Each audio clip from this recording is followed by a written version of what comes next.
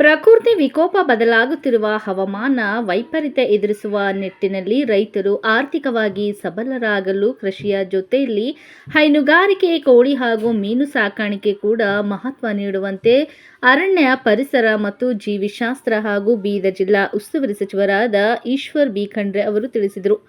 ಅವರು ಇಂದು ಬೀದರ್ನ ಪಶುವೈದ್ಯಕೀಯ, ಪಶು ಹಾಗೂ ಮೀನುಗಾರಿಕೆ ವಿಜ್ಞಾನಗಳ ವಿಶ್ವವಿದ್ಯಾಲಯದ 20ನೇ ಸಂಸ್ಥಾಪನಾ ದಿನಾಚರಣೆ ಹಾಗೂ ಜಾನುವಾರು, ಕುಕ್ಕಟ ಹಾಗೂ ಮತ್ಸ್ಯಮೇಳವನ್ನು ಉದ್ಘಾಟಿಸಿ ಅವರು ಮಾತನಾಡಿದರು. ಬೀದರ್ ಜಿಲ್ಲೆಯಲ್ಲಿ 70% ಜನ ಕೃಷಿ ಮೇಲೆ ಅವಲಂಬಿತರಾಗಿದ್ದಾರೆ. ರೈತರ ಬೆಳೆಗಳಿಗೆ ವೈಜ್ಞಾನಿಕ ಬೆಲೆ ಬರಬೇಕು. ಪ್ರಕೃತಿ ವಿಕೋಪದಂತಹ ಪರಿಸ್ಥಿತಿಯಲ್ಲಿ ರೈತರಿಗೆ ಸಾಕಷ್ಟು ನಷ್ಟವಾಗುತ್ತದೆ.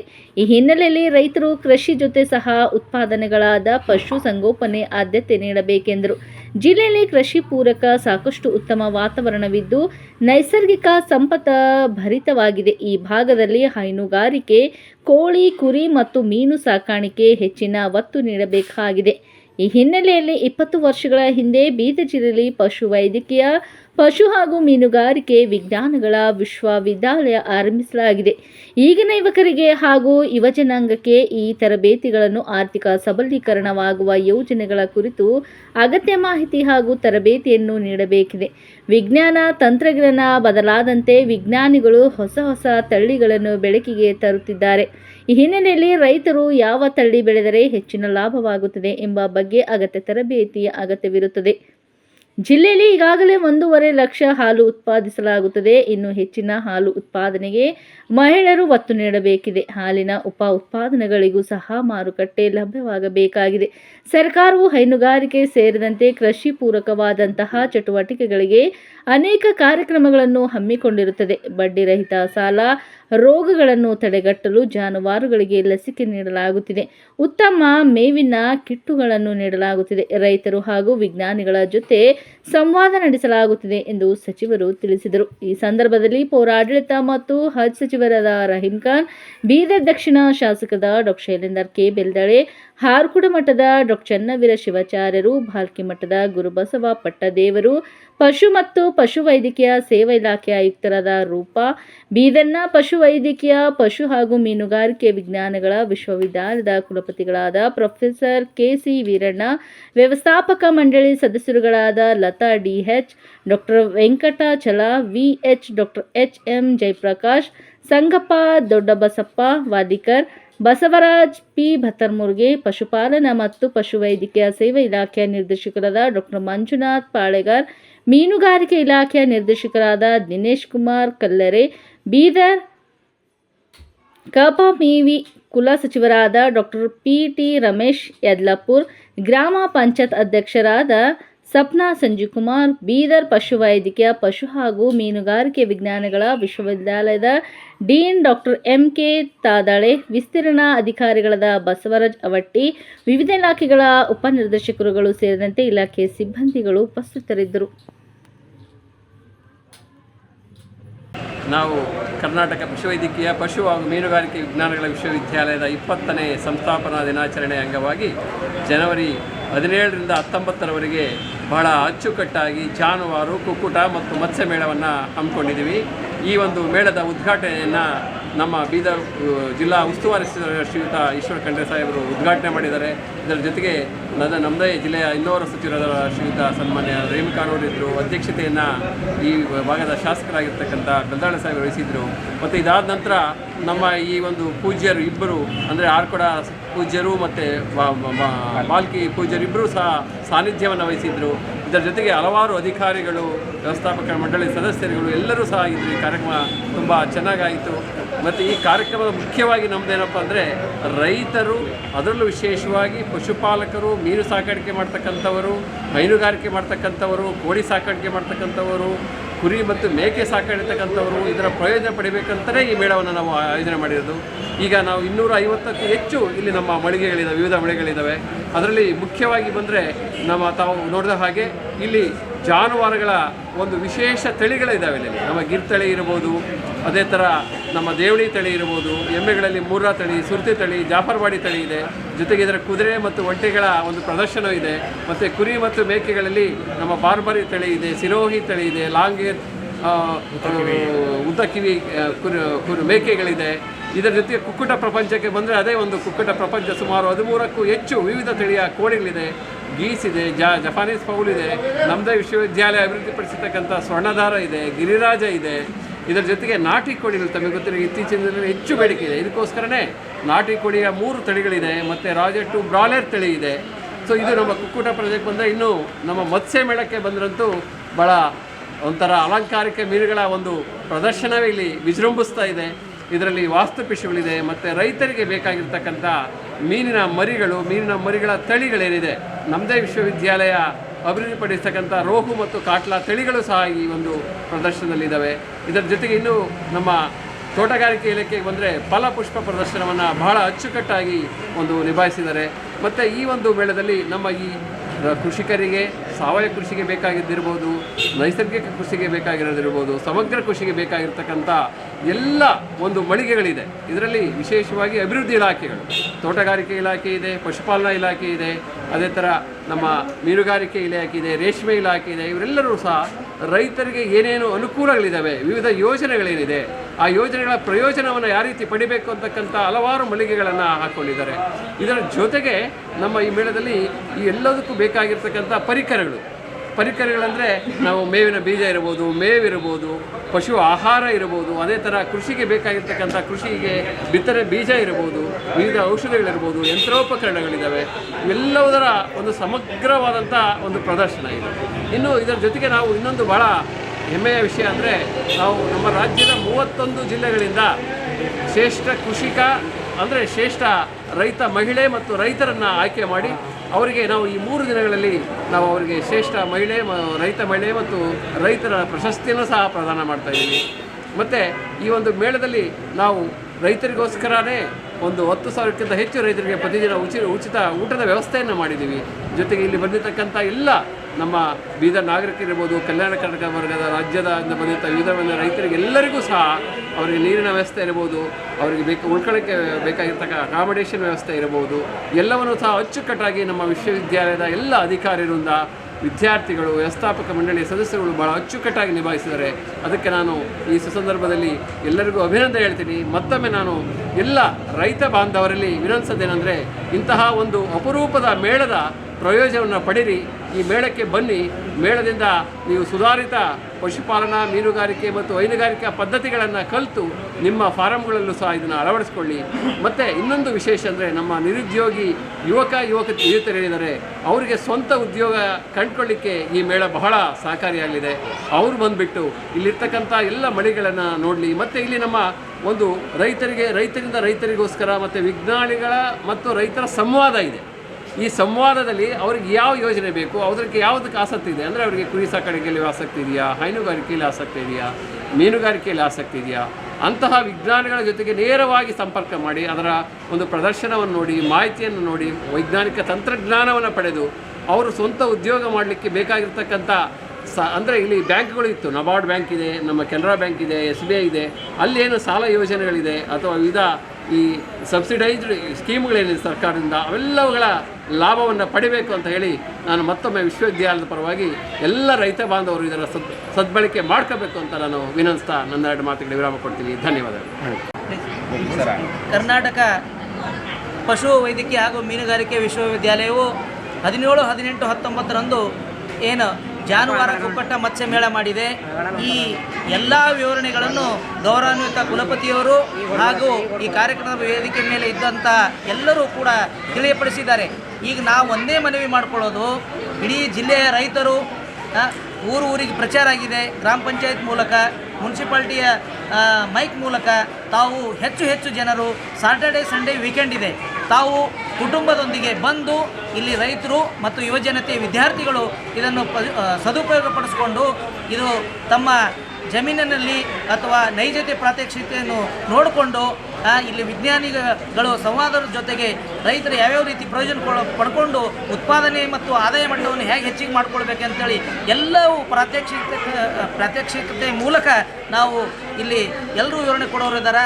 ಸಾಕಷ್ಟು ಪ್ರಯತ್ನ ಮಾಡಿ ಈ ಭಾಗದಲ್ಲಿ ಅತ್ಯಂತ ಯಶಸ್ವಿಯಾಗಿ, ಹೀಗೆ ಮೊನ್ನೆ ಸಚಿವರು ಕೂಡ ಹೇಳಿದ್ರು, ಏನು ಹೇಳಿದ್ರು, ಪ್ರಶಂಸೆ ಮಾತಾಡಿದ್ರು. ಎಷ್ಟು ನೀಟು ಅಚ್ಚುಕಟ್ಟಾಗಿ ಎಲ್ಲ ಮಾಡಿದಿರಿ ಅಂತೇಳಿ. ಇದರ ಹಿಂದೆ ಸುಮಾರು 40 ದಿವಸ ನಮ್ಮ ವಿಶ್ವವಿದ್ಯಾಲಯದ ಎಲ್ಲ ಪ್ರೊಫೆಸರ್ಗಳು, ಸಂಶೋಧನೆ ವಿದ್ಯಾರ್ಥಿಗಳು ಹಾಗೂ ಪ್ರಾಧ್ಯಾಪಕ, ಬೋಧಕೇತರ ಸಿಬ್ಬಂದಿಗಳ ಶ್ರಮ ಅವಿರತ ಇದೆ. ಅದಕ್ಕೋಸ್ಕರ ಇವೆಲ್ಲವನ್ನು ಸದುಪಯೋಗ ಆಗಬೇಕಂದ್ರೆ ನಮ್ಮ ಜಿಲ್ಲೆಯ ಜನತೆ, ವಿಶೇಷವಾಗಿ ಪ್ರಸಾರ ಮಾಧ್ಯಮ, ದೃಶ್ಯ ಮಾಧ್ಯಮ ಕೂಡ ಇದಕ್ಕೆ ಹೆಚ್ಚೆಚ್ಚು ಪ್ರಸಾರವನ್ನು ಕೊಟ್ಟು ಅನೇಕ ಫುಡ್ ವ್ಯವಸ್ಥೆಯನ್ನು ಮಾಡಿದ್ದೇವೆ. ಫುಡ್ ಮೇಳ ಮಾಡಿದ್ದೀವಿ, ಅಲಂಕಾರಿಕ ಮೀನು ಫಲಪುಷ್ಪ ಪ್ರದರ್ಶನ ಎಲ್ಲವೂ ಮಾಡಿದ್ದೀವಿ. ಇದರ ಸದುಪಯೋಗ ಪಡಿಸ್ಕೊಳ್ಬೇಕಂತೇಳಿ ಮತ್ತೊಂದು ಸಲ ನಾನು ಬೀದರ್ ಮಹಾಜನತೆಗೆ ವಿನಮ್ರದಿಂದ ಮನವಿ ಮಾಡ್ಕೊಳ್ತಾ ಇದ್ದೀನಿ. ಬಸವರಾಜ್ ಪಿ ಬತ್ಮುರ್ಗೆ, ಪಶು ವಿಶ್ವವಿದ್ಯಾಲಯ ಆಡಳಿತ ಮಂಡಳಿ ಸದಸ್ಯರು. ಬೀದರ್ ಜಿಲ್ಲಾಧಿಕಾರಿ ಶಿಲ್ಪಾ ಶರ್ಮಾ ಅವರು ಇಂದು ಹೈದರಾಬಾದ್ಗೆ ತೆರಳಿ ಎಸ್ಬಿಐ ಬ್ಯಾಂಕ್ ದರೋಡೆ ದಾಳಿಯಲ್ಲಿ ಗಂಭೀರವಾಗಿ ಗಾಯಗೊಂಡು ಹೈದರಾಬಾದ್ನ ಕೇರ್ ಆಸ್ಪತ್ರೆಯಲ್ಲಿ ಚಿಕಿತ್ಸೆ ಪಡೆಯುತ್ತಿರುವ ಶಿವಕುಮಾರ್ ಹಾಗೂ ಕುಟುಂಬದವರನ್ನು ಭೇಟಿಯಾಗಿ ಸಾಂತ್ವನ ಹೇಳಿದರು. ಚಿಕಿತ್ಸೆಯ ಕುರಿತು ವೈದ್ಯರೊಂದಿಗೆ ಮಾತುಕತೆ ನಡೆಸಿದರು.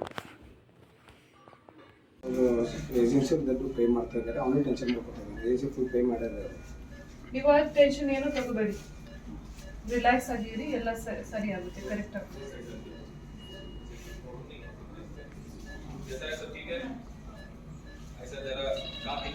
ಜಿಲ್ಲಾ ಉಸ್ತುವಾರಿ ಸಚಿವರಾದ ಶ್ರೀ ಈಶ್ವರ್ ಖಂಡ್ರೆ ಅವರು ಇಂದು ಬೀದರ್ನಲ್ಲಿ ನಡೆದ ಎಸ್ಬಿಐ ಬ್ಯಾಂಕ್ ದರೋಡೆ ಘಟನೆಯ ಸ್ಥಳಕ್ಕೆ ಭೇಟಿ ನೀಡಿ ಪರಿಶೀಲನೆ ನಡೆಸಿದರು. ಈ ಸಂದರ್ಭದಲ್ಲಿ ಪೊಲೀಸ್ ಇಲಾಖೆಯ ಹಿರಿಯ ಅಧಿಕಾರಿಗಳಾದ ಎಡಿಜಿಪಿ ಅಪರಾಧ, ಐಜಿಪಿ, ಎಸ್ಪಿ ಮತ್ತು ಇತರ ಹಿರಿಯ ಅಧಿಕಾರಿಗಳು ಅವರ ಜೊತೆ ಹಾಜರಿದ್ದರು. ಸಚಿವರು ಘಟನೆ ಕುರಿತು ಮಾಹಿತಿ ಪಡೆದು ಘಟನೆಗೆ ಸಂಬಂಧಿಸಿದಂತೆ ತನಿಖೆಯನ್ನು ತ್ವರಿತಗೊಳಿಸುವಂತೆ ಅಧಿಕಾರಿಗಳಿಗೆ ಸೂಚನೆ ನೀಡಿದರು. ಆರೋಪಿಗಳ ಪತ್ತೆಗೆ ವಿಶೇಷ ತನಿಖಾ ತಂಡಗಳನ್ನು ರಚಿಸಲಾಗಿದ್ದು, ಆರೋಪಿಗಳನ್ನು ಶೀಘ್ರ ಪತ್ತೆ ಹಚ್ಚಿ ಕಠಿಣ ಶಿಕ್ಷೆಗೆ ಒಳಪಡಿಸುವ ಭರವಸೆ ನೀಡಲಾಯಿತು. ಸಚಿವರು ಬ್ಯಾಂಕ್ ಮತ್ತು ಸಾರ್ವಜನಿಕ ಸ್ಥಳಗಳಲ್ಲಿ ಭದ್ರತೆ ಹೆಚ್ಚಿಸಲು ಅಗತ್ಯ ಕ್ರಮಗಳನ್ನು ಕೈಗೊಳ್ಳುವಂತೆ ಪೊಲೀಸ್ ಇಲಾಖೆ ಮತ್ತು ಸಂಬಂಧಿತ ಪ್ರಾಧಿಕಾರಗಳಿಗೆ ಸೂಚನೆ ನೀಡಿದರು. ಇದನ್ನು ಅತ್ಯಂತ ಗಂಭೀರತೆಯಿಂದ ಪರಿಗಣನೆ ಮಾಡಿದೆ. ಸಂಪುಟದ ಸಭೆಯಲ್ಲಿದ್ದೆ. ನನಗೆ ಮಾಹಿತಿ ಸಿಕ್ಕ ತಕ್ಷಣ ಅವರಿಗೆ, ಎಡಿಜಿ ಅವರಿಗೆ ತಂದೆ. ಅದಾದ್ಮೇಲೆ ನೇರವಾಗಿ ನಾನು ಹೈದರಾಬಾದ್ಗೆ ಬಂದು ರಾತ್ರಿ 11 ಗಂಟೆಗೆ ಯಾರು ಗಾಯಾಳು ತೀವ್ರವಾಗಿ ರಕ್ತಸ್ರಾವ ಆಗಿತ್ತು, ಕೇರ್ ಆಸ್ಪತ್ರೆಯಲ್ಲಿ ಅವರ ಪರಿವಾರದವರಿಗೆ ಭೇಟಿಯಾಗಿ, ಹಿರಿಯ ವೈದ್ಯರಿಗೆ ಭೇಟಿಯಾಗಿ, ಇವತ್ತು ಅವರು ಬೇಗ ಗುಣಮುಖರಾಗಬೇಕು ಅನ್ನೋಂಥದ್ದು ಮತ್ತು ಅವ್ರಿಗೆ ಯಾವುದೇ ರೀತಿಯ ಖರ್ಚು ವೆಚ್ಚಗಳ ತೊಂದರೆ ಇರಬಾರ್ದು, ಇದ್ರೆ ಸರ್ಕಾರ ಸಂಪೂರ್ಣವಾಗಿ ನಾವೆಲ್ಲ ಕೂಡಿ ಭರಿಸ್ತೇವೆ ಅನ್ನುವಂಥ ಮಾತನ್ನು ಹೇಳಿದ್ದೇನೆ. ಅದೇ ರೀತಿಯಲ್ಲಿ ಯಾರು ಇವತ್ತಿನ ದಿವಸ ದುಡ್ಡುಗುಂಡಿ ಇಲ್ಲ, ನಮ್ಮ ಮಗ್ನಲ್ನವರು ಒಬ್ಬ ಯುವಕ ಇದರಲ್ಲಿ ಬೆಮೆಳ್ಖೇಡ ಯುವಕ ತನ್ನ ಜೀವ ಕಳ್ಕೊಂಡಂಥದ್ದು ಅತ್ಯಂತ ಅತ್ಯಮೂಲ್ಯವಾದಂಥ ಒಂದು ಜೀವ. ಇವತ್ತು ಅತ್ಯಂತ ದುಃಖದ ಒಂದು ಸಂಗತಿ ಆಗಿದೆ. ಆ ಮೃತಪಟ್ಟಂತ ಯುವಕನ ಪರಿವಾರದ ಜೊತೆ ನಾವಿದ್ದೀವಿ, ನಮ್ಮ ಸರ್ಕಾರ ಇದೆ. ನಾನು ಈ ವಿಷಯದ ಬಗ್ಗೆಯೂ ಸನ್ಮಾನ್ಯ ಮುಖ್ಯಮಂತ್ರಿಗಳ ಜೊತೆಯಲ್ಲಿ ದೂರವಾಣಿ ಮುಖಾಂತರ ಏರ್ಪೋರ್ಟಿಂದಲೇ ಮಾತನಾಡಿ, ಮತ್ತೆ ಅವರ ಪರಿವಾರದ ಕೆಲವೊಂದು ಅವ್ರ ಜೊತೆಲಿದ್ದಂಥವ್ರು ನಿನ್ನೆ ಸಂಪರ್ಕ ಮಾಡಿದ್ದೇನೆ, ಮಾತನಾಡಿದ್ದೇನೆ. ಅವರಿಗೆ ಏನು ಆ ಪರಿವಾರದವರಿಗೆ ಒಂದು ಪರಿಹಾರ ಕೊಡುವಂಥದ್ದು, ಅವರಿಗೆ ವಿಶೇಷ ಪರಿಹಾರ ಕೊಡಬೇಕು ಅಂತ ಹೇಳಿ ನಾನು ಮುಖ್ಯಮಂತ್ರಿಯವರಿಗೆ ಮನವಿಯನ್ನು ಮಾಡಿದ್ದೇನೆ. ವಿಷಯಗಳಿಗೆ ಹಿರಿಯ ಅಧಿಕಾರಿಗಳು ಬಂದಿದ್ದಾರೆ, ಅವರು ತನಿಖೆ ಮಾಡ್ತಾ ಇದ್ದಾರೆ. ಉನ್ನತ ಮಟ್ಟದ ತನಿಖೆ ಆಗ್ತದೆ. ಎಲ್ಲಿ ಏನಾದರೂ ನ್ಯೂನತೆಗಳಿದ್ರೆ ಅದನ್ನು ತನಿಖಾ ವರದಿ ಬಂದ ಮೇಲೆ ಸರಿಪಡಿಸಲಿಕ್ಕೆ ಆಯಿತು. ಅದಾದ ನಂತರ 120 ಕಿಲೋಮೀಟರ್ ಜರ್ನಿನ ಬೈಕ್ ಮೇಲೆ ರಾಜಾರೋಷವಾಗಿ ಹೋಗ್ತಾರೆ. ಸಿಸಿ ಕ್ಯಾಮ್ರಾ ದೃಶ್ಯಾವಳಿಗಳು ಹಿಂದ್ಗಡೆ ಫಾಲೋ ಅಪ್ ಮಾಡಿ ಹೆಜ್ಜೆ ಗುರುತುಗಳು ಸಿಗ್ತವೆ, ಅವ್ರನ್ನ ಅರೆಸ್ಟ್ ಮಾಡೋಕ್ಕಾಗೋದಿಲ್ಲ. ನೋಡಿ, ಈಗ ಅವೆಲ್ಲ ಹೇಳ್ತೀವಿ, ಆದರೆ ಇವತ್ತು ಪ್ರತಿಯೊಬ್ಬರು ಎಷ್ಟೆಷ್ಟು ಹ್ಯೂಮನ್ಲಿ ಪಾಸಿಬಲ್ ಇದೆ ಅಷ್ಟು ಮಾಡ್ತಾರೆ. ಎಲ್ಲೆಲ್ಲಿ ನಾವು ನಾಕಾಬಂದಿ ಮಾಡಿದ್ದೀವಿ ಅವರೆಲ್ಲ ನೋಡಿಕೊಂಡು ಸುಮಾರು ಕಡೆ, ಒಂದು ಕಡೆ ನಮ್ಮದು ಗಡಿ ಭಾಗ, ಒಂದು ಕಡೆ ತೆಲಂಗಾಣ ಇದೆ, ಒಂದು ಕಡೆ ಮಹಾರಾಷ್ಟ್ರ ಇದೆ. ಇವತ್ತು ಆರೋಪಿಗಳಿಗೆ ಹೋಗಲಿಕ್ಕೆ, ಓಡಾಡಲಿಕ್ಕೆ ಭಾಳಷ್ಟು ಅವಕಾಶಗಳಿದ್ದಾವೆ. ಹೀಗಾಗಿ ಈ ಘಟನೆ ಎಲ್ಲರ ಕಣ್ಣು ತೆರೆದಿದೆ. ಈ ಘಟನೆಯಿಂದ ನಾವೆಲ್ಲರೂ ಎಚ್ಚೆತ್ತುಕೊಳ್ಬೇಕಾಗ್ತದೆ, ಆಡಳಿತನೂ ಎಚ್ಚೆತ್ತುಕೊಳ್ಬೇಕಾಗ್ತದೆ. ಇನ್ನು ಮುಂದಿನ ದಿನಮಾನಗಳಲ್ಲಿ ಈ ಬೀದರ್ ಜಿಲ್ಲೆಯ ವ್ಯಾಪ್ತಿಯಲ್ಲಿ ಬರುವಂಥ ಎಲ್ಲ ರಸ್ತೆಗಳಲ್ಲಿ CCTV ಕ್ಯಾಮ್ರಾಗಳನ್ನು ಹಾಕಿ ಇವತ್ತು ಸುರಕ್ಷಿತವಾಗಿಡುವಂಥ ರೀತಿಯಲ್ಲಿ ಕ್ರಮ ತೆಗೆದುಕೊಳ್ಳಬೇಕು. ಗುಪ್ತಚರ ಇಲಾಖೆ ಫೇಲ್ಯೂರ್ ಆಗಿದೆ ಅಂತಾರೆ ಸರ್ ಇಲ್ಲಿ? ನೋಡಿ, ಈ ಥರ ಘಟನೆಗಳಾದ ಮೇಲೆ ಕ್ರಮಗಳಾಗ್ತವೆ ಜನರಲ್ಲಿ. ಇವತ್ತು ರಾಜ್ಯದ ಇತಿಹಾಸದಲ್ಲೇ ಮೊದಲ ಪ್ರಕರಣ ಅಂತ ಈ ಘಟನೆಯಿಂದ ಇವತ್ತು ಪೊಲೀಸ್ ಇಲಾಖೆ ಸರ್ಕಾರ ಎಚ್ಚೆತ್ತುಕೊಂಡಿದೆ ಮತ್ತು ಮುಂದಿನ ದಿನಮಾನಗಳಲ್ಲಿ ಇಂಥ ಘಟನೆಗಳು ಪುನರಾವರ್ತನೆ ಆಗದ ರೀತಿಯಲ್ಲಿ ಎಲ್ಲ ರೀತಿಯ ಕ್ರಮಗಳನ್ನು ನಾವು ತೆಗೆದುಕೊಳ್ತೇವೆ. ಮಾದಕ ವಸ್ತು ಇದೆ ಅಥವಾ ನಶೆ ಇದೆ, ನಶೆ ಇರ್ಬೋದು, ಮಾದಕ ವಸ್ತುಗಳಿರ್ಬೋದು, ಇವೆಲ್ಲ ಸಾರ್ವಜನಿಕ ರೀತಿಯಲ್ಲಿ ಚರ್ಚೆ ಆಗಿ ಎಲ್ಲರ ಜವಾಬ್ದಾರಿ ಇದೆ. ಯಾರು ನಶೆ ಮಾಡ್ತಾರೆ ಮತ್ತೊಂದು ಮಾಡ್ತಾರೆ ಅನ್ನೋದು ತಡೆ ಹಿಡುವಂಥದ್ದು, ಇವತ್ತು ಅದಕ್ಕೆ ಅರಿವು ಮೂಡಿಸುವಂಥದ್ದು, ಮತ್ತು ಪೊಲೀಸರಿರ್ಬೋದು, ಆರೋಗ್ಯ ಇಲಾಖೆ ಇರ್ಬೋದು, ಸಾರ್ವಜನಿಕರಿರ್ಬೋದು, ಸಂಘ ಸಂಸ್ಥೆಗಳಿರ್ಬೋದು, ಎಲ್ಲರೂ ಇವತ್ತು ಒಗ್ಗಟ್ಟಾಗಿ ಮಾಡಿದರೆ ಸರಿಪಡಿಸಲಿಕ್ಕೆ ಆಗ್ತದೆ. ಅದರ ಬಗ್ಗೆಯೂ ನಾವು ಒಂದು ಯುದ್ಧ ಮಾಡುವಂಥ ರೀತಿಯಲ್ಲಿ ಕೆಲಸ ಮಾಡುವಂಥದ್ದು ಅವಶ್ಯಕತೆ ಇದೆ. ಅದನ್ನು ಮಾಡುವುದಕ್ಕೆ ಬೀದರ್ ಜಿಲ್ಲೆ ಪೊಲೀಸರಿಗೆ ಏನೋ ಮೇಜರ್ ಸರ್ಜರಿ ಮಾಡ್ತಾರೆ ಸರ್. ಯಾಕೆ ಪ್ರಕರಣಗಳು ಭಾಳ ಆಗ್ತಾ ಇದೆ, ತಮ್ಮ ಗಮನಕ್ಕೂ ಬರ್ತಾ ಇದೆ. ಈಗ ಉನ್ನತ ಮಟ್ಟದ ತನಿಖೆ ಆಗ್ತಾ ಇದೆ. ತನಿಖಾ ವರದಿ ಬರಲಿ, ಬಂದಮೇಲೆ ನಿಮಗೆ ಗೊತ್ತಾಗುತ್ತೆ. ಆಸ್ಪತ್ರೆಗೆ ಭೇಟಿ ಕೊಡಿ ಸರ್. ಆಪರೇಷನ್ ಮಾಡಿದ್ದಾರೆ, ಅವರಿಗೆ ಅನಿಸ್ತಿಷಾ ಕೊಟ್ಟಿದ್ರು, ಮಾತಾಡಲಿಕ್ಕೆ ಆಗಲಿಲ್ಲ, ICUಲಿದ್ದರು. ಡಾಕ್ಟರ್ ಮುಸ್ತಫಾ ಅಂತಿದ್ದಾರೆ, ಮತ್ತು ನೀಲೇಶ್ ಅಂತ ಕೇರ್ ಹಾಸ್ಪಿಟಲ್ನ ಮುಖ್ಯಸ್ಥರಿದ್ದಾರೆ. ಅವರಿಬ್ಬರ ಜೊತೆಯಲ್ಲಿ ಚರ್ಚೆ ಮಾಡಿದ್ದೇನೆ. ಕಾರ್ಡಿಯಾಲಜಿಸ್ಟ್ ಜೊತೆಯಲ್ಲಿ ಕರುಣಾಕರ್ ರೆಡ್ಡಿ ಅಂತ ಕಾರ್ಡಿಯಾಲಜಿಸ್ಟ್ ಇದ್ದಾರೆ, ಅವ್ರ ಜೊತೆಯಲ್ಲಿ ಮಾತಾಡಿದ್ದೇನೆ. ಅವರು ಗುಣಮುಖರಾಗ್ತಾರೆ ಅನ್ನುವಂಥ ಭರವಸೆ. ಹೌದು, ಥ್ಯಾಂಕ್ ಯು. ಲೋಗೋ ಮೇಲೆ ತಗೋ. ನಿನ್ನೆ ಏನು ಘಟನೆ ಆಗಿದೆ, ಗಿರಿಯವರು ನಮ್ಮ ಚಿದ್ರಿಲಿಂದ SBI ಎಂಪ್ಲಾಯ್ ಇದ್ದರು. ಇನ್ನೊಬ್ಬರು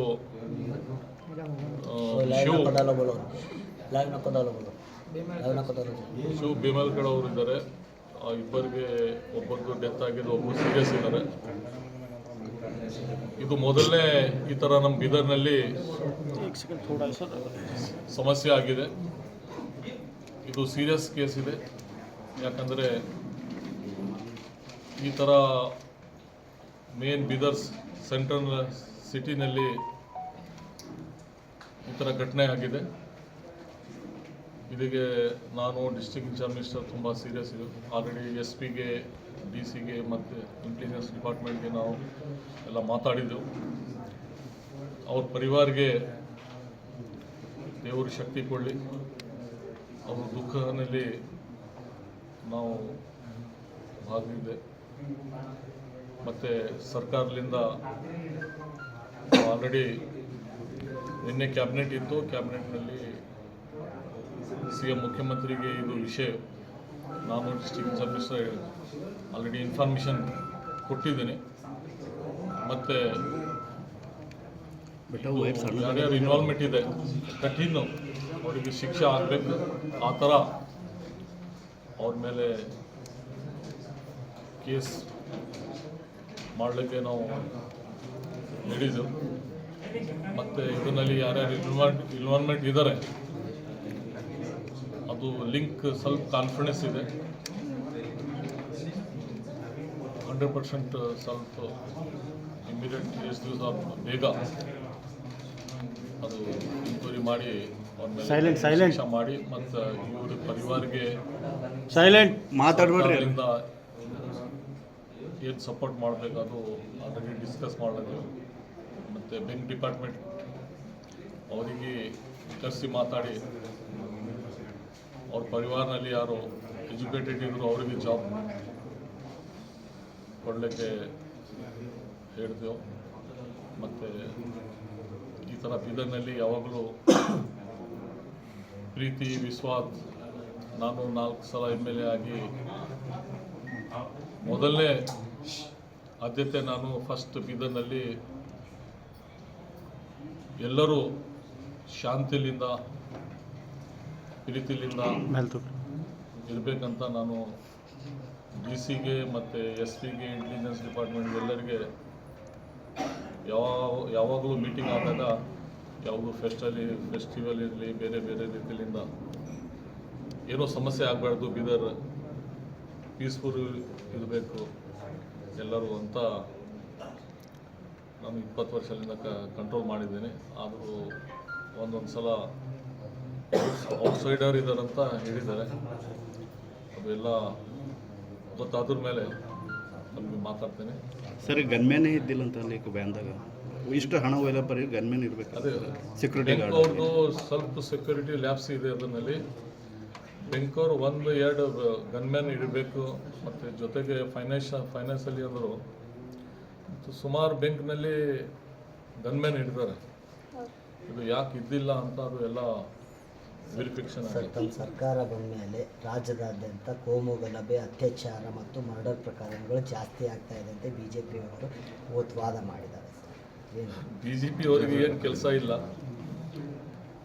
ಅವರಿಗೆ ಬರೇ ಈ ಥರ ಮಾತು ಹೇಳ್ತಾರೆ. ಅವರು ಚಾಮರಾಜಪೇಟೆಯಲ್ಲಿ ಆದಂಥ ಪ್ರಕರಣ ಎಲ್ಲ ಕರೆಕ್ಟ್ ಇದೆ. ಅದು BJP ಅವರಿಗೆ ಬೇರೆ ಏನು ಕೆಲಸ ಇಲ್ಲ. ಅವ್ರ ಕಾಲ್ನಲ್ಲಿ ಅವ್ರ ಪೀರಿಯಡ್ನಲ್ಲಿ ಎಷ್ಟಾಗಿದೆ ಡಾಟಾ ನೋಡಿದ್ರು ತುಂಬ ಇದೆ. ಅವ್ರ ಬಗ್ಗೆ ನಾನು ಯಾವಾಗಲೂ ಜಾಸ್ತಿ ಮಾತಾಡಲ್ಲ.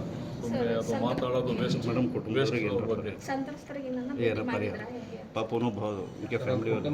ಅದೇ ಕಟ್ಬಿಟ್ಟು ನಾವು ಹೋಗ್ಲಿದ್ವಿ. ನಾವು ಡಿಸ್ಟ್ರಿಕ್ಟ್ ಮಿನಿಸ್ಟರ್ ಹೋಗ್ತೀವಿ. ಅಂತಿಮ ಸಂಸ್ಕಾರಕ್ಕೆ ಹೋಗ್ತೀರಾ ಸರ್? ಈಗ ಡಿಸ್ಟ್ರಿಕ್ಟ್ ಇನ್ಚಾರ್ಜ್ ಮಿನಿಸ್ಟರ್ ಬರ್ಲತ್ತಾರೆ. ಜಸ್ಟ್ ಡಿಸ್ಕಸ್ ಮಾಡಿ ಅವ್ರ ಫ್ಯಾಮಿಲಿಗೆ ಭೇಟಿ ಮಾಡಿ. ಸರ್, ಪೊಲೀಸ್ ಇಲಾಖೆಯವ್ರಿಗೆ ಏನು ಸಲಹೆ ಕೊಡ್ತೀರಿ ಸರ್? ಈಗ ಹಾಡುವಾಗಲೇ ಈ ರೀತಿ ಆಗ್ತಾ ಇರುವಾಗ ಮೊದಲನೇ ಸರಿ ಬೀದರ್ ಕ್ರೈಮ್ ಸಿಟಿ ಫ್ರೀ ಇದೆ. ಬೀದರಲ್ಲಿ ಎಷ್ಟಲ್ಲ ಅದ್ರ ಬಗ್ಗೆ ಪೊಲೀಸ್ ಡಿಪಾರ್ಟ್ಮೆಂಟ್ ಅವರಿಗೆ ನಾನು ಡಿಸ್ಟ್ರಿಕ್ಟ್ ಇನ್ಚಾರ್ಜ್ ಮಿನಿಸ್ಟರ್ ಈಗ ಮೀಟಿಂಗ್ ಮಾಡಿ ಸೀರಿಯಸ್ ಏನಿದೆ ಸ್ವಲ್ಪ ಸೀರಿಯಸ್ ಬೀದರ್ನಲ್ಲಿ ಅವರು ಇರಬೇಕಾಗ್ತದೆ. ನೇರ ಹೊಣೆ ಇಬ್ಬರು ಸಚಿವರು ಅಂತ ಹೇಳ್ತಾ ಇದ್ದಾರೆ.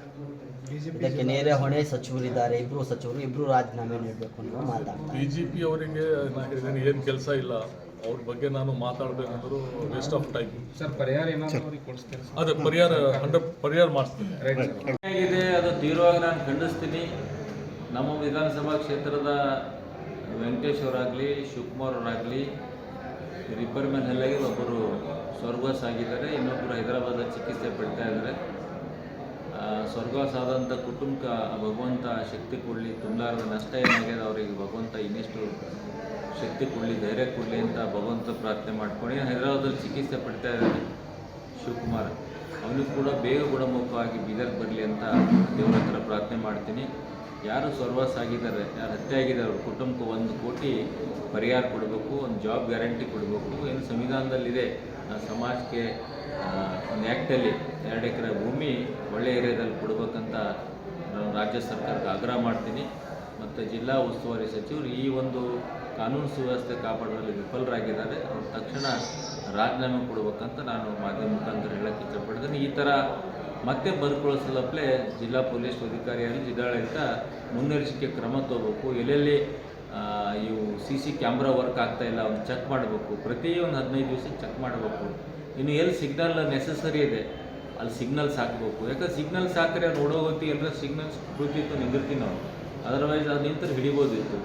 ಈ ಥರ ನಾವು ಪ್ರಿಕಾಷನ್ ತೊಗೋಬೇಕು. ಸೆಕ್ಯೂರಿಟಿ ದೃಷ್ಟಿಯಿಂದ ಬೀದರ್ ನಗರದಲ್ಲಿ ಜನ ಭಯಭೀತ ಆಗಿರೋದನ್ನ ಕನ್ವಿನ್ಸ್ ಮಾಡಬೇಕು. ಒಂದು ಈಕೋ ಫ್ರೆಂಡ್ಲಿ ಮೀಟಿಂಗ್ ಮಾಡಬೇಕು ಜಿಲ್ಲಾಡಳಿತದಿಂದ ನಾನು ಆಗ್ರಹ ಮಾಡ್ತೀನಿ ಸರ್ಕಾರ. ಇತ್ತೀಚೆಗೆ ಕರ್ನಾಟಕದಲ್ಲಿ ಗನ್ನಿನ ಸದ್ದು ತುಂಬ ಆಗ್ತಿದೆ. ಇದಕ್ಕಿಂತ ಮುಂಚೆ ಬಿಹಾರ ಅಂತ ದೊಡ್ಡ ದೊಡ್ಡ ಸಿಟಿಯಲ್ಲಿ ಆಗ್ತಿತ್ತು. ಈ ಬೀದರ್ನಲ್ಲಿ ಗನ್ ಯಾವ ಕಡೆಯಿಂದ ಹೊರ ರಾಜ್ಯದಿಂದ ಬಂದಿದ್ದಾರೆ. ಇದು ಗನ್ ಎಲ್ಲಿಂದ ಬಂತು, ಅವ್ರು ಹೊರ ರಾಜ್ಯದವರು ಅಂತ ಗೊತ್ತಾಗ್ತಿದೆ. ಗನ್ ಎಲ್ಲಿಂದ ಬಂತು, ಯಾರು ಕೊಟ್ಟು, ಇದ್ರ ಬಗ್ಗೆ ಕೂಡ ತನಿಖೆ ಆಗಬೇಕು. ತನಿಖೆ ಆಗಿತ್ತು ಬರಕಳಿಸೋದಪ್ಲೆ ಸೆಕ್ಯೂರಿಟಿ ದೃಷ್ಟಿಯಿಂದ ಬೀದರ್ದಲ್ಲಿ ಏನು ಚೆಕ್ ಪೋಸ್ಟ್ಗಳು ಅಳವಡಿಸ್ಬಿಡಬೇಕು. ಬೀದರ್ಲಿಂದ ಈ ಕಡೆ ನಮ್ಮ ಶಾಪುರ್ ಗೇಟ್ ಆಗಲಿ, ಈ ಕಡೆ ನಮ್ಮ ಚಿಕ್ಕಪೇಟೆ ಆಗಲಿ, ಈಗ DC ಮನೆ ಕೆಳಗಡೆ ಆಗಲಿ, ಅಲ್ಲಿಂದ ಎಂಟ್ರಿ 2.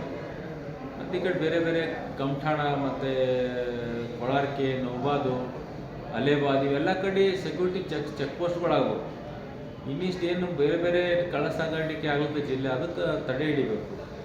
ತಡೆ ಹಿಡಿದು ಸ್ಟ್ರಿಕ್ಟ್ ಆ್ಯಕ್ಷನ್ ತೊಗೊಂಡು ಜನ ಹೆದರ್ತಾರೆ.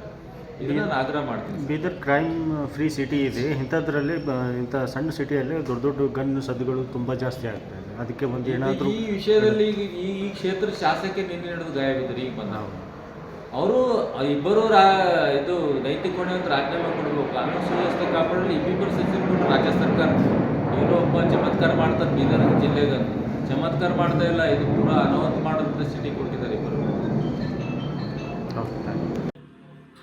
ನಿನ್ನೆ ಬೀದರ್ ನಗರದ SBI ಬ್ಯಾಂಕ್ ಮುಂದೆ ನಡೆದ ದರೋಡೆ ಸ್ಥಳಕ್ಕೆ ಇಂದು ADGP ಅಪರಾಧ P. ಹರೀಶ್ ಕರಣ ಅವರು ಭೇಟಿ ನೀಡಿ ಸ್ಥಳ ಪರಿಶೀಲನೆ ನಡೆಸಿದರು. ಸ್ಥಳ ಪರಿಶೀಲನೆಯ ನಂತರ ಪತ್ರಿಕೆಗೋಷ್ಠಿಯನ್ನು ನಡೆಸಿ ಮಾತನಾಡಿದ ಎಡಿಜಿಪಿ ಪಿ ಹರಿಶೇಖರ್ನ ಎಸ್ಬಿಐ ಬ್ಯಾಂಕ್ ಮುಂದೆ ಹಣ ದೋಚಿದ ಖದೀಮರನ್ನ ಈಗಾಗಲೇ ಪತ್ತೆ ಹಚ್ಚಲಾಗಿದೆ.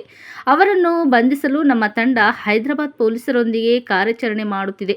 ಸುಮಾರು 8 ತಂಡಗಳು ಕರ್ನಾಟಕ, ತೆಲಂಗಾಣ ಮತ್ತು ಮಹಾರಾಷ್ಟ್ರದಲ್ಲಿ ಕಾರ್ಯಾಚರಣೆ ನಡೆಯುತ್ತಿವೆ. ಈ ಕೇಸ್ನಲ್ಲಿ ಭಾಗಿಯಾದ ವ್ಯಕ್ತಿ ಹಿಂದೆ ಇಂತಹ ಹಲವಾರು ಕೃತ್ಯಗಳಲ್ಲಿ ಭಾಗಿಯಾಗಿರುವುದು ತಿಳಿದು ಬಂದಿದೆ.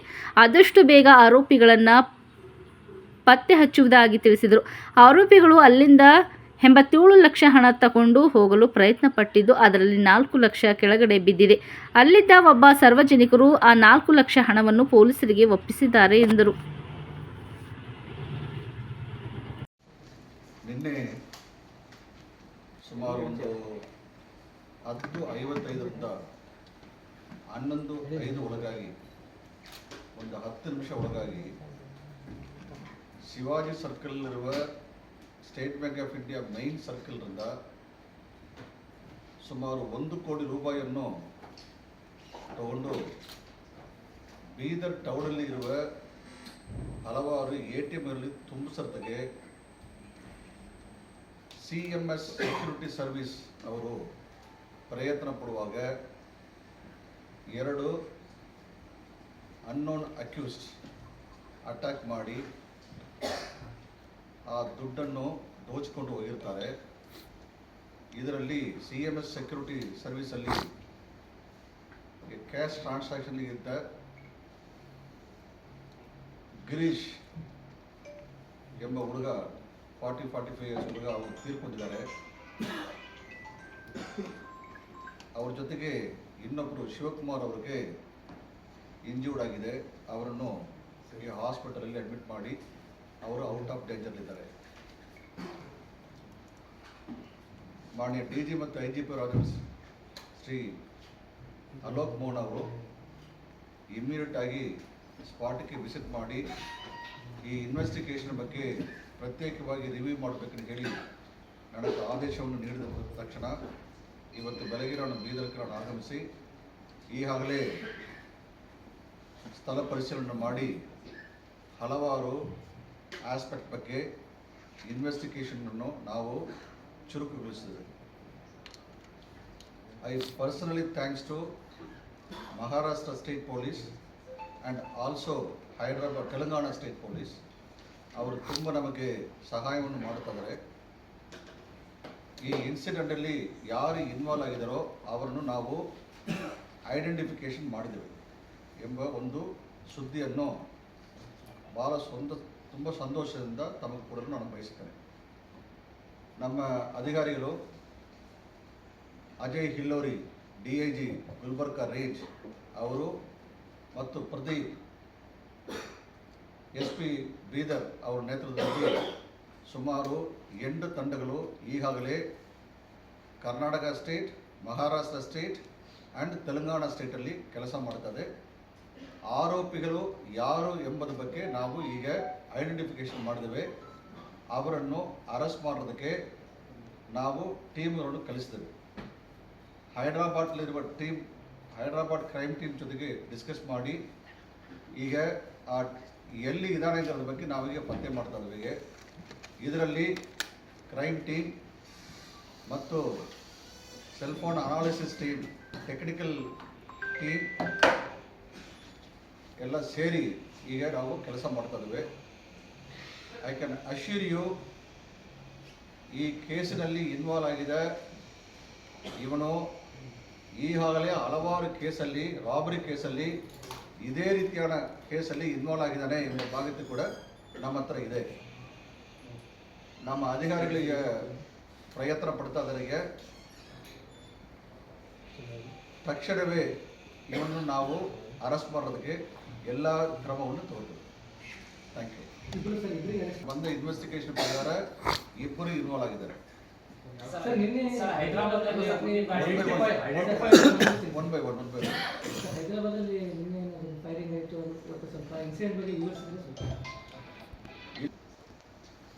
ನಮ್ಮವರು 3 ಸ್ಥಳದಲ್ಲಿ ಟೀಮನ್ನು ನಿರ್ಮಾಣ ಮಾಡಿದ್ದೇವೆ. ಒಂದು ಬೀದರ್ ಜಿಲ್ಲಾ, ಇನ್ನೊಂದು ಗುಲ್ಬರ್ಗಾ ಜಿಲ್ಲಾ, ಇನ್ನೊಂದು ಹೈದರಾಬಾದ್ ಟೌನ್. ನಮಗೆ ಬಂದ ಫಸ್ಟ್ ಹ್ಯಾಂಡ್ ಇನ್ಫಾರ್ಮೇಷನ್ ಪ್ರಕಾರ ಈ ಟೀಮ್ನ ಇದ್ದ 2 ಜನ ಅಕ್ಯೂಸ್ಡ್ ಅವರು ಇಲ್ಲಿರುವ 2 ವೀಲರಲ್ಲಿ ಧಾವಿಸಿ ಹೈದರಾಬಾದ್ಗೆ ಹೋಗಿ ಹೈದರಾಬಾದಿಂದ ಒಂದು ಏಜೆನ್ಸಿಯಲ್ಲಿ ಟಿಕೆಟನ್ನು ಬುಕ್ ಮಾಡಿ ಬೇರೆ ಒಂದು ಕಡೆ ಹೋಗೋದಕ್ಕೆ ಅವರು ಪ್ರಯತ್ನ ಪಡ್ತಾ ಇರುವಾಗ ಅಲ್ಲಿ ಇದೇ ಗ್ಯಾಂಗ್ನವರು ಅಲ್ಲಿ ಒಂದು ಶೂಟೌಟ್ ಕೇಸ್ಲಿ ಸಿಕ್ಕಿದ್ದಾರೆ ಎಂಬ ಮಾಹಿತಿ ಕೂಡ ನಮಗೆ ಕಲೆಕ್ಟ್ ಆಗಿದೆ. ಫಸ್ಟ್ ಇನ್ಫಾರ್ಮೇಷನ್ ನಮ್ಮ ಟೀಮ್ ಎಲ್ಲ ಕಡೆ ಇರೋದ್ರಿಂದ ನಮಗೆ ಫಸ್ಟ್ ಇನ್ಫಾರ್ಮೇಷನ್ ಬಂತು. ಆ ಇನ್ಫಾರ್ಮೇಷನನ್ನು ಹೈದರಾಬಾದ್ಗೆ ನಾವು ಕೊಟ್ಟಿದ್ದೇವೆ. ತಕ್ಷಣವೇ ಹೈದರಾಬಾದ್ ಕಂಟ್ರೋಲ್ ರೂಮ್ ಹೈದರಾಬಾದಲ್ಲಿರುವ ಎಲ್ಲ ಪೊಲೀಸ್ ಸ್ಟೇಷನ್ಗೆ ಇದನ್ನು ತಿಳಿಸಿದ್ದಾರೆ. ಸಂಬಂಧಪಟ್ಟ ಪೊಲೀಸರು ನಮ್ಮ ಜೊತೆಗೆ ಅವರು ಈಗ ಹುಡುಕಾಡ್ತಿದ್ದಾರೆ. ಅವ್ರಿಗೆ ಒಂದು ಕೇಸ್ ಶೂಟೌಟ್ ಕೇಸ್, ಅಲ್ಲಿ ಒಂದು ಕೇಸ್ ರಿಜಿಸ್ಟರ್ ಆಗಿದೆ. ನಮ್ಮಲ್ಲಿ ಒಂದು ಕೇಸ್ ಇದೆ, ಅಲ್ಲಿ ಒಂದು ಕೇಸ್ ಇದೆ. ಆದ್ದರಿಂದ ಇದನ್ನು ಒಂದು ಜಾಯಿಂಟ್ ಆಪರೇಷನ್ ನಡೆಸಲಿಕ್ಕೆ ಬಯಸುತ್ತೇವೆ. ಇವನೇ ಆಗಿರೋದು ನಮಗೆ ಖಚಿತ ಆಗಿದೆ. ಇವನೇ ಆಗಿರೋದು ನಮಗೆ ಖಚಿತ ಆಗಿದೆ. ಒಬ್ಬರ ಐಡೆಂಟಿಫಿಕೇಶನ್ ಆಗಿದೆ. ಅದರಿಂದ ಒಂದು ಕೇಸ್ ಬೇಗ ನಾವು ಪತ್ತೆ ಮಾಡ್ತೀವಿ. ಎಲ್ಲ ಸತ್ಯ ಮೂಲ ಅಂದ್ರೆ ಹೇಳ್ಬೋದು ಸರ್, ಎಲ್ಲಿನ ಮೂಲ ಇಲ್ಲ, ಮೂಲ ಈಗ ನಾನು ತಿಳಿಸೋದಕ್ಕೆ ಬರುವುದಿಲ್ಲ. It is under investigation. ತಕ್ಷಣವೇ ಹೇಳ್ತೇವೆ ನಾವು. ಒಂದೇ ಒಂದು ಟೆಕ್ನಾಲಜಿಕಲ್ ಆಸ್ಪೆಕ್ಟ್ ಮಾತ್ರ ಇಲ್ಲ, ಎಲ್ಲ ಥರ ಆಸ್ಪೆಕ್ಟನ್ನು ತೊಗೊಳ್ತೇವೆ. ಅದು CCTV ಫೋಟೇಜ್ ಇರ್ಬೋದು, ಅಥವಾ ಸೆಲ್ ಫೋನ್ ಟವರ್ ಡಂಪ್ ಇರ್ಬೋದು, ಅಥವಾ ಮೊಬೈಲ್ ಟೆಕ್ನಾಲಜಿ ಇರ್ಬೋದು. ಇದು ಎಲ್ಲರೂ ಕೂಡ ರೆಡಿ ಮಾಡ್ತೇವೆ. ಹಲವಾರು ಕ್ರೈಮ್ ಟೀಮನ್ನು ನಾವು ಯೋಚನೆ ಮಾಡ್ತೇವೆ. ಅವರು ಸಹಾಯವನ್ನು ನಾವು ತೊಗೊಂಡಿದ್ದೇವೆ. ಯಾವ ರೀತಿ ನಮ್ಮ ಸಹಾಯವನ್ನು ಅವರು ತೊಗೊಳ್ತಾ ಇದ್ದಾರೋ ಅದೇ ರೀತಿ ನಾವು ತಕ್ಷಣ ಅವ್ರ ಸಹಾಯವನ್ನು ತೊಗೊಳ್ತಾ ಇದ್ದೇವೆ. ಆದ್ದರಿಂದ ಭಾಳ ಸರಿಯಾಗಿ ನಾವು ಖಚಿತಪಡಿಸಿಕೊಳ್ತೇವೆ. ಯಾರಿಗರ ಬಗ್ಗೆ ನಮಗೆ ಮಾಹಿತಿ ಸ್ಪಷ್ಟವಾಗಿದೆ. ಆದ್ದರಿಂದ ಅವನ ಅರೆಸ್ಟ್ ಮಾಡಬೇಕಾದ ಒಂದು ಕಾರ್ಯದಲ್ಲಿ ನಾವಿದ್ದೀವಿ. ಈ ಪ್ರಕರಣದ ಅಂದ್ರೆ ಪ್ರಾಥಮಿಕ ತನಿಖೆ ಈ ಕೇಸನ್ನು ಪತ್ತೆ ಮಾಡಿ ಈ ಕೇಸಲ್ಲಿ ಇರುವ ಆರೋಪಿಗಳನ್ನು ಅರೆಸ್ಟ್ ಮಾಡೋದಕ್ಕೆ ನಾನು ಕ್ಯಾಂಪ್ ಮಾಡಿದ್ದೇನೆ. ಅದರಲ್ಲಿ ನನ್ನ 360 ಆಲೋಚನೆ ಅದರಲ್ಲಿದೆ. ಉಳಿದದ್ದು ಪೂರ್ತಿ ಇನ್ನು 1 or 2 ಕೇಸಲ್ಲಿ ಏನು ಸಂಬಂಧಪಟ್ಟದಕ್ಕೆ ಬ್ಯಾಂಕ್ಗಳಿಗೆ ಏನು ನಾವು ಕೊಡಬೇಕು, ಬ್ಯಾಂಕಲ್ಲಿ ಏನು ನಾವು ಮ್ಯಾನೇಜರ್ಗೆ ನಾವು ಏನು ಸಲಹೆ ಸೂಚನೆ ಕೊಡಬೇಕು, ಅದ್ರ ಬಗ್ಗೆ ಎಲ್ಲ ನಾನು ಈಗಾಗಲೇ DIG ಅವರಿಗೆ ನಾನು